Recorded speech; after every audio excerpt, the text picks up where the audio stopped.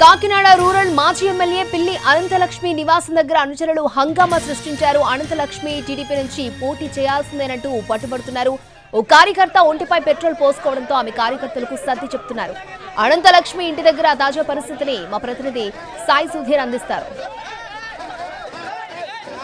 పొత్తులో భాగంగా కాకినాడ రూరల్ సీటును జనసేనకు కేటాయించడం, టీడీపీలో నిరసనల పర్వం కొనసాగుతుంది. మాజీ ఎమ్మెల్యే పిల్లి అనంతలక్ష్మి ఇంటికి బిల్లి అనుచరులు కావచ్చు, అదేవిధంగా మద్దతుదారులు భారీగా చేరుకున్నారు.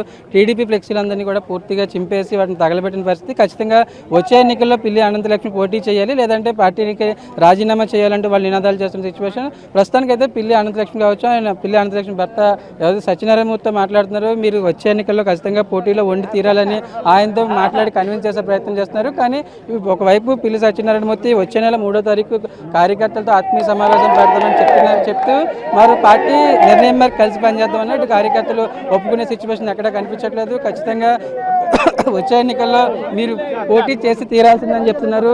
టీడీపీ ఫ్లెక్స్లు చింపేయడం మా అవివేకం, అది వాళ్ళ దగ్గర ఉన్న ఉద్రేకం, వాళ్ళ దగ్గర ఉన్న కోపతాపాలకు నిదర్శనం. అది నిన్ననే మీ టీవీ వాళ్ళకులు వచ్చి అడిగారు.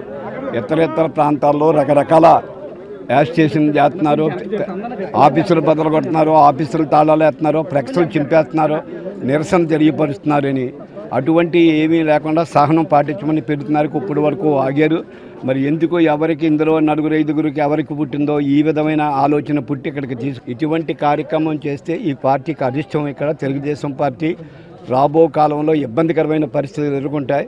ఇక్కడున్న కార్యకర్తలకు ఏ విధమైన న్యాయం చేస్తారు అని చెప్పి మా కార్యకర్తల గురించి కార్పొరేటర్లు, ఎంపీపీలు, జడ్పీటీసీలు సుమారు 10-15 మంది నాయకులతో వెళ్ళి అడిగి ఒక ఎక్స్పీరియన్స్ తీసుకుని అది మీటింగ్ రేపు 3-4 తారీఖుల్లో మీటింగ్ పెట్టి వీళ్ళందరికీ కూడా సమాధానం చెప్తాం. అంతిమ నిర్ణయేతలు కార్యకర్తల మనోభావంగా, కార్యకర్తల యొక్క ఆజ్ఞ ప్రకారంగా శిరసావించి ముందుకెళ్తాం.